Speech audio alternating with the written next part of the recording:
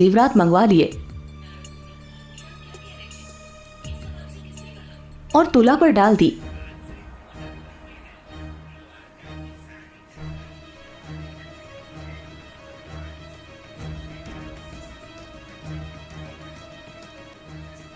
लेकिन श्री कृष्ण के भार के सामने तुला हिला तक नहीं। देवी, मुझे क्षमा करें। लगता है अब आपके पास देने के लिए कुछ भी नहीं रहा।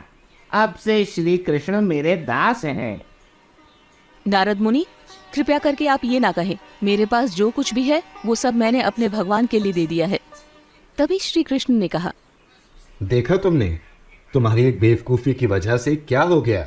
मुझे नारद का गुलाम बनकर रहना होगा। सत्यभामा रोती हुई बोली, मुझे क्षमा कर दे प्रभु, अब मैं क्या करूं? सत्यभामा, अगर तुम मुझे बचाना चाहती हो तो रुक्मणी के पास जाकर उनसे मदद मांगो। वो जरूर कुछ न कुछ करेंगी। श्री कृष्ण की बात मानकर सत्यभामा रुक्मणी के पास पहुंचती है। वैसे भी उनके पास अब कोई दूसरा मार्ग बचा भी नहीं था। रुक्मणी से वो घटनाओं के बारे में सारी बात बताती है, जिसके बाद रुक्मणी कहती है, चिंता मत करो, सब कुछ ठीक हो जाएगा। चलो, मैं तुम्हारे साथ चलती हूँ। इसके बाद रुक्मणी तुलसी के पौधे से एक तुलसी का पत्ता तोड़ती है और उसे लेकर श्री कृष्ण के पास पहुंचती है और मन ही मन भगवान श्री कृष्ण की प्रार्थना करके गहने वाले तराजू पर उस तुलसी के पत्ते को रख देती है, जिससे तराजू ऊपर उठने लग जाता है। लेकिन फिर भी वो पूरी तरह से ऊपर न उठकर हिलता रहता है। ऐसे में श्री कृष्ण कहते हैं, देवी, तराजू से सारे जेवरात निकाल दो।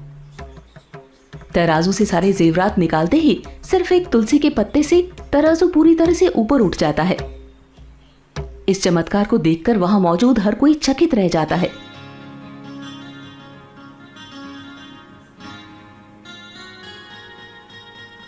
तो वहीं सत्यभामा भी कुछ बोल पाने में असमर्थ थी। वो ये सब देखती रह गई। तब श्री कृष्ण उस तराजू से उतरकर सत्यभामा के नजदीक पहुंचे। तुमने मेरे लिए अपने सारे गहने निकाल कर दे दिए, लेकिन उसमें तुम्हारी भक्ति नहीं थी।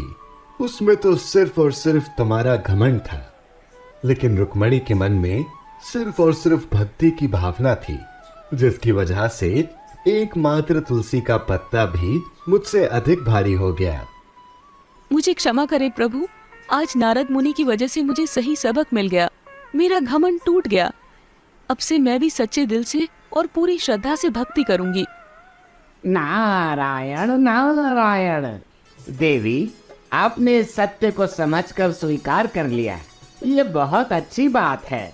नारायण नारायण।